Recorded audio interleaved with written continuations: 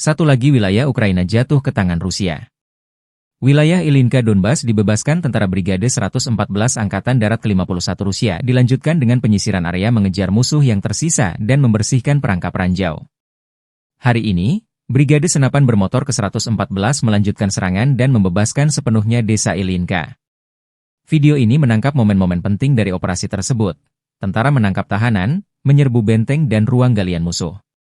Di akhir penyerangan, bendera kami dengan bangga berkibar di salah satu rumah di tengah pemukiman yang telah dibebaskan, demikian keterangan videonya 13 November.